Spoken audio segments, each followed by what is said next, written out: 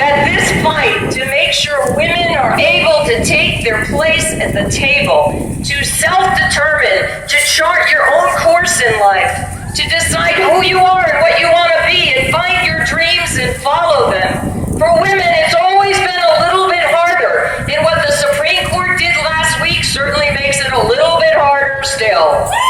But we are going to get even.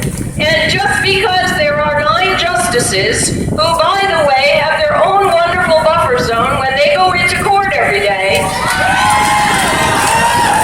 they have a pretty big buffer zone. They don't want to hear protesters when they go to work or they go to do their listening to arguments. But just because they decided last week a decision, 2 decisions, it doesn't mean that they have the final word. We have the final word, and Massachusetts will get even.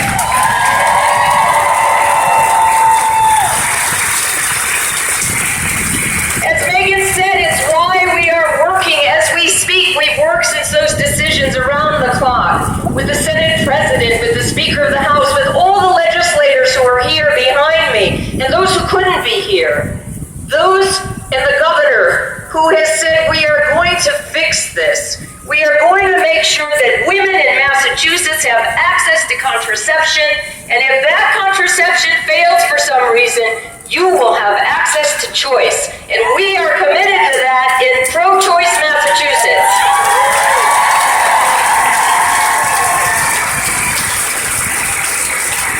But the only way that we can make that work is if your voice is also heard. So you heard Megan. Sign that petition today. Call your legislator. Call everybody you know and say, this is an important fight. This is a fight we thought we had won, but we realized that for women's rights, diligence every single day is required.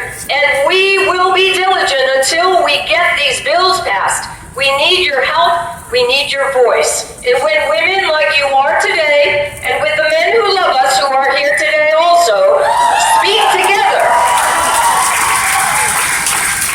and we speak for self-determination, and we speak for families, and we speak for women who are still seeking their economic justice and their reproductive justice, that is what Massachusetts should be about and will be about. I guarantee you that. This is personal for me. It's been something since college I've fought for that I know you all care about. And for many young women who are here today, you may have thought this battle was already fought and won. But welcome to the fight. We understand it's your future too, and we want you on board with your voices being heard for this.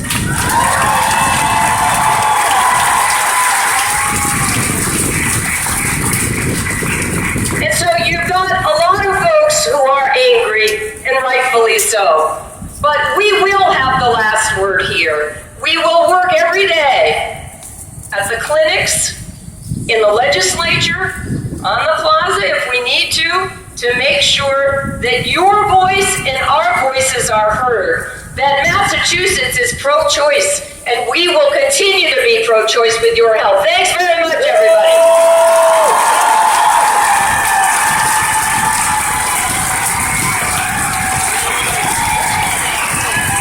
Thank you. If I am an angry black woman, I'm an angry white woman. And we need angry brown women and yellow women to stand with us today. My disappointment is deeper than I can ever say. I'm a child of the 60s. I grew up pre-everything. So I know how it was. I know what it meant to stand with my classmates in high school and college and fight for our rights.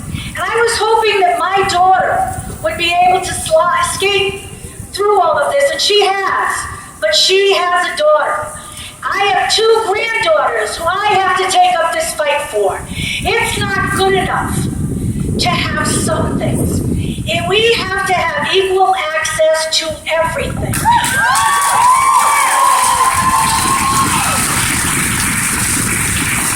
No one should be able to pick and choose for us. We're the only ones who know what's right for us.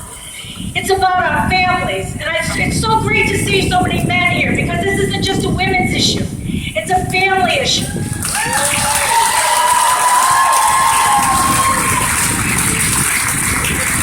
I'm very proud to stand with my legislative colleagues, with the Attorney General, with the Governor, with the Speaker, who has promised that this will be taken up before we recess on July 31st.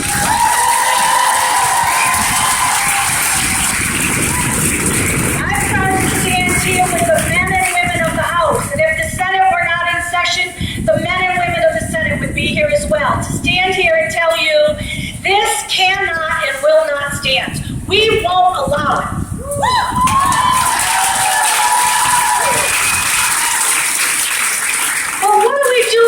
What do we do to these people who are trying to limit our access? I say, boycott Hobby Lobby! And not just here in Massachusetts and not just one day. Let's boycott them all over the country. Bring women together. We've got national organizations here who can help us do that. You can't allow them. You can't spend $1 in that store that allows them to hire lawyers, allows them to do what they're trying to do to us. So if you have anybody that you care about that spends $1 in Hobby Lobby, don't let your friends drive drunk and don't let your friends drive to Hobby Lobby.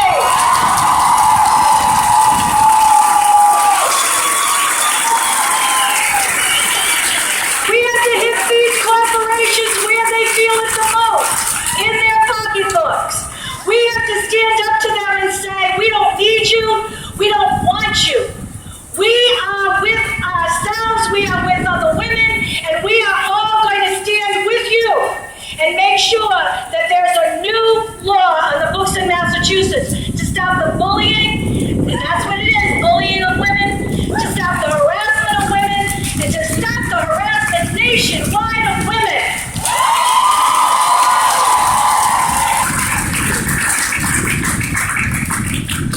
And now, Marty Walsh from Planned Parenthood of Massachusetts.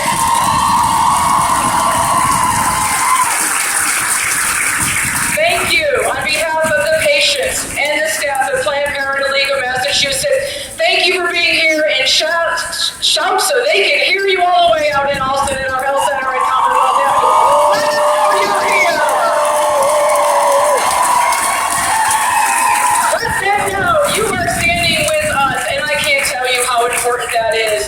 The Supreme Court has betrayed the women of Massachusetts and the women of this country, and we will not stand by and let them have the final word. We, the men and the women of Massachusetts, are going to have the final word about our health care, and you are going to make sure that happens. So thank you so much. We know we have the people of Massachusetts on our side, and we are going to get a law through this legislature. We have unbelievable support here. We have unbelievable support up at the State House, and you are going to help us make sure that is signed into law, and we are going to have better protections for our patients. Because right now, the protesters are winning. Right now, the protesters are depriving women of health care. They're chasing our patients and our staff down the sidewalk, screaming at them. They're chasing our patients into the street as our patients run to get away from them. Not exactly the quiet counseling the Supreme Court thinks they're doing. They're shouting, they're screaming, they're in our faces, and we are not going to take it. We are going to right this wrong.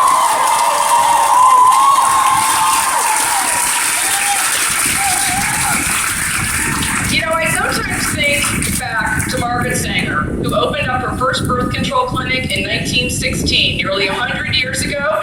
And if Margaret Sanger was here today, I think she'd be kind of shocked that 100 years on, we're still in this country arguing on whether women should have access to birth control. And so what? We're going to stop arguing and we are just going to make it happen. In Margaret Sanger's name, in Planned Parenthood's name, we are not giving up. And we are going to be here for the last 100 years, and we are going to be here for the next 100 years. And I don't care what the Supreme Court says about that. We are not going away. We are a national movement, and Planned Parenthood is going to be here. We are providing care every day, no matter what that Supreme Court has to say. And if it takes me channeling Margaret Sanger for the next 100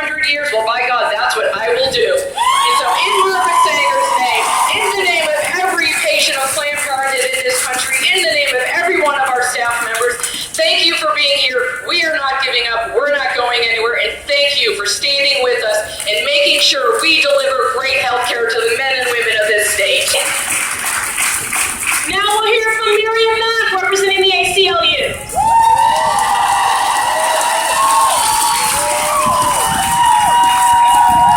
Good afternoon.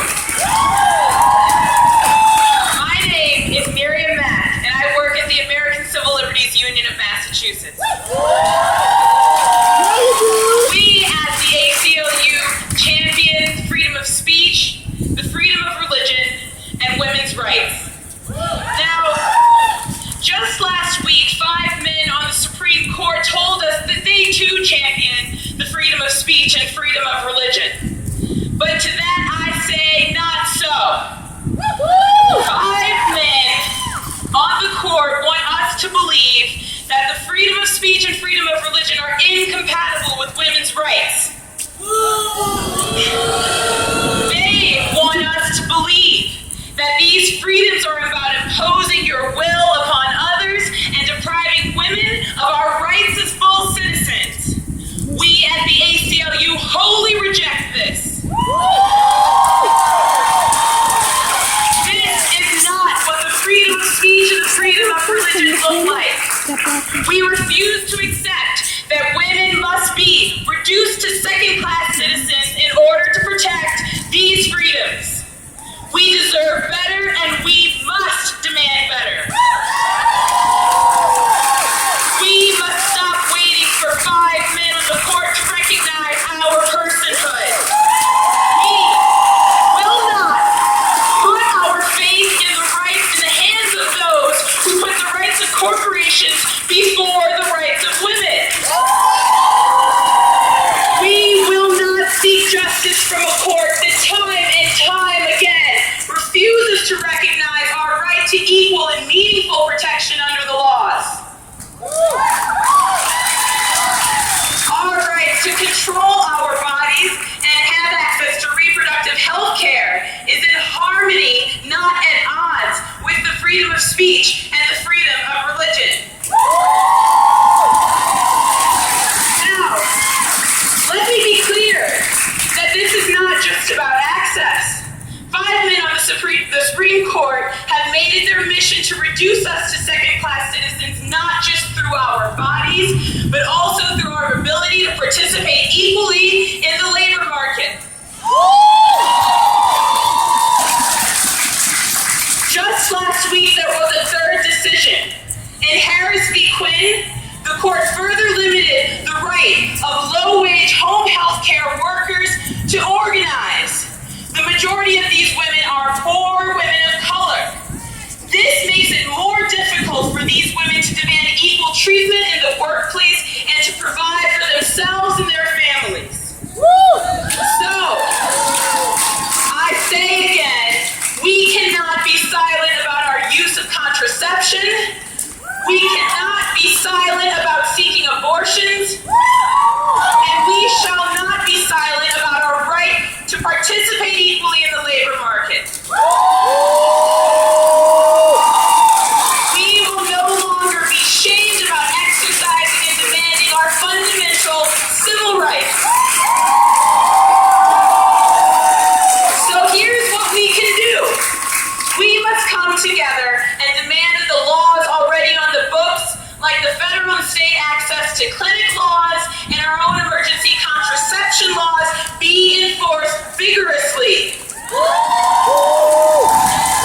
We must talk openly with our friends and loved ones about our use of contraception and our use of abortions so that these topics will no longer be taboo. And we must advocate to our friends and families and colleagues for the rights of poor women to unionize and demand equal treatment in the workplace.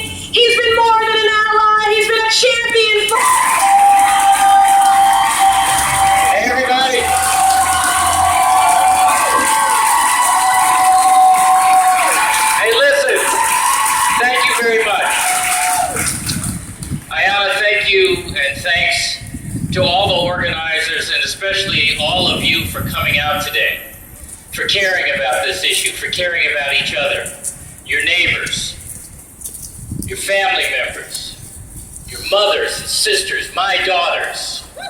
Thank you for caring about them. I just wanted to come by and tell you not to be discouraged. Don't be discouraged. That will be a hard message for some of you to hear right now. It's hard to quite process, for me certainly, maybe for some of you, that somebody's right of